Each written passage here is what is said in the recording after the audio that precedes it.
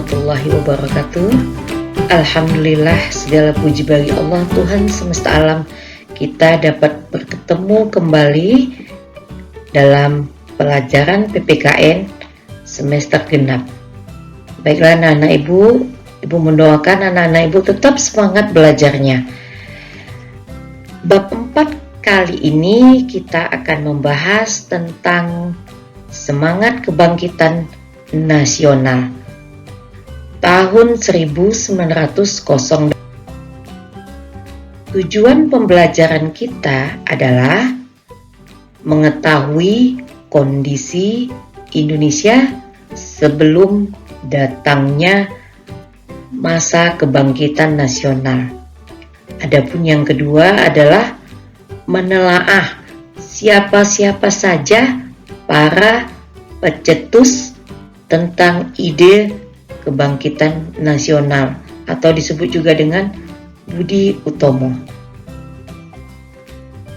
Baiklah, kita akan memasuki bagian yang pertama, yaitu kondisi bangsa Indonesia sebelum tahun 1908. Bangsa Eropa datang ke Indonesia karena mereka mengalami keterpurukan ekonomi akibat peperangan di negara mereka, sehingga mereka mencari daerah-daerah baru untuk menghasilkan perekonomian baru. Kemudian pada abad ke-15 mulailah berdatangan bangsa Eropa ke negara kita. Awal Belanda menjajah Indonesia adalah pada tahun 1602. Sejak saat itulah kekerasan yang menimpa rakyat Indonesia mulai diperlihatkan pihak Belanda. Contoh kekerasan seperti itu adalah perampasan bahan pokok makanan kita. Kemudian yang lebih parahnya lagi adalah salah satu penderitaannya yang dirasakan oleh rakyat Indonesia pada waktu itu adalah pada saat Daendes berkuasa, beliau menerapkan kerja rodi atau namanya disebut juga dengan kerja paksa. Kerja paksa ini diharuskan oleh pemuda dan para orang tua pada waktu itu. Di Pulau Jawa akan dibangun jalan antara Anyer dan Panurukan dengan jarak 1000 km.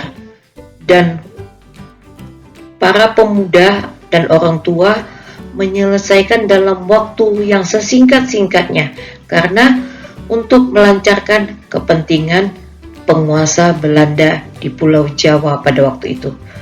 Penderitaan bangsa Indonesia semakin bertambah hari, semakin berat.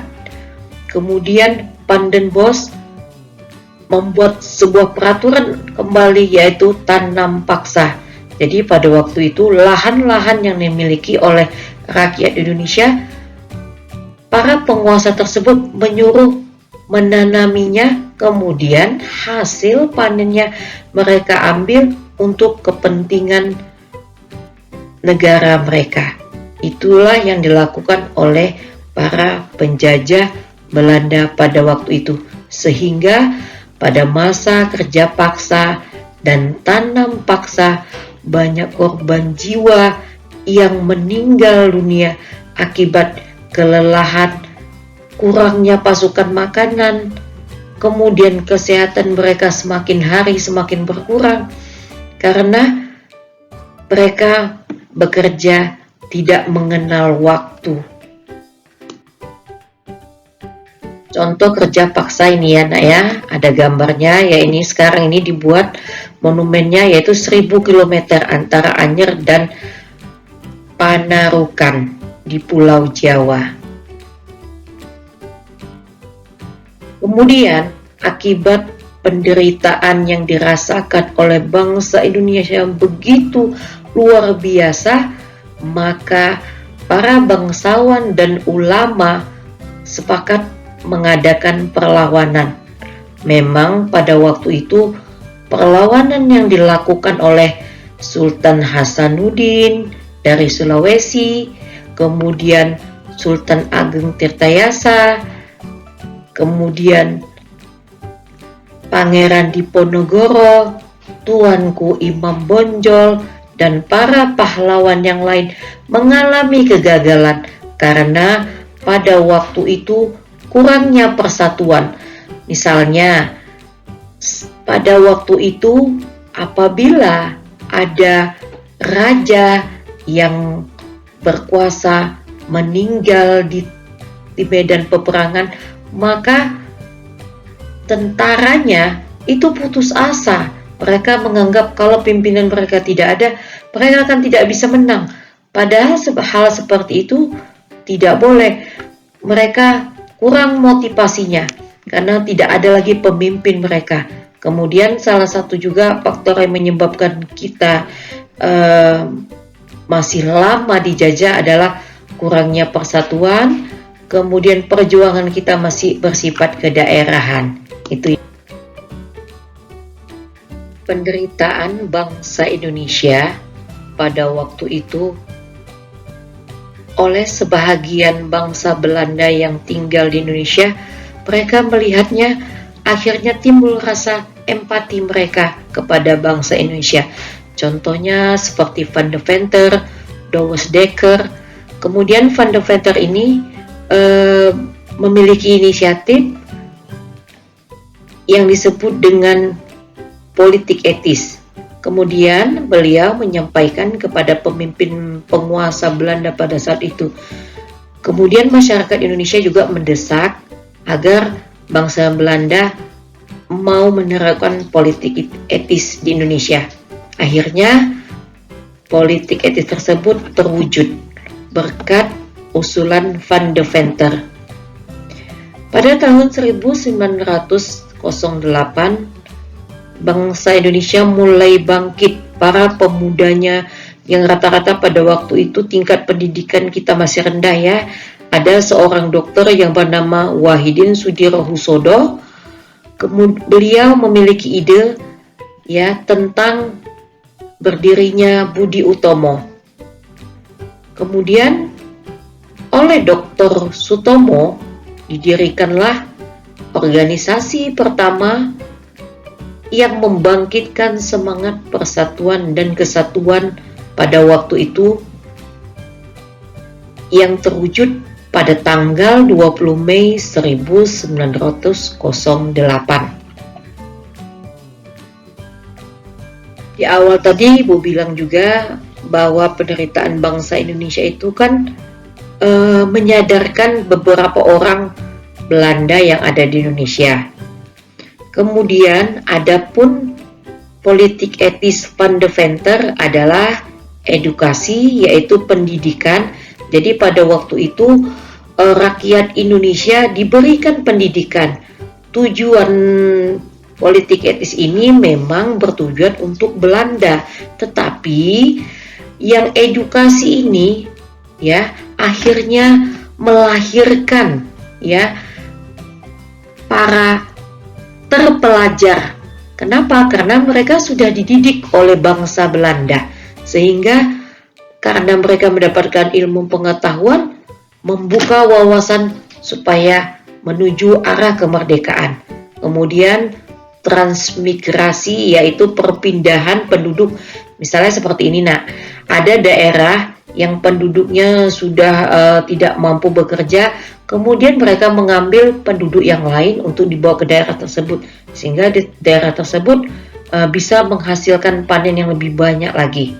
Kemudian irigasi, yaitu membangun tempat-tempat pengairan untuk sawah, ya, sehingga sawah itu apabila tidak ada hujan dapat diambil airnya melalui irigasi. Seperti itulah dia ide Van de Venter. Kemudian pada waktu itu ya organisasi kepemudaan merupakan organisasi pertama yang sifatnya modern. Kenapa?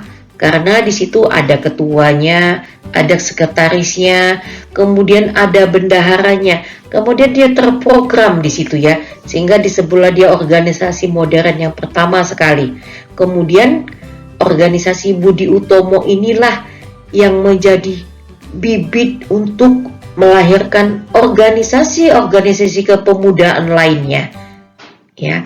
Kemudian oleh Presiden Soekarno, karena Budi Utomo ini merupakan organisasi pertama yang membangkitkan semangat kebangkitan nasional, maka oleh Presiden Soekarno organisasi Budi Utomo merupakan ya organisasi tentang kebangkitan, maka diperingatilah setiap tanggal 20 Mei 1908 memperingati Hari Kebangkitan Nasional.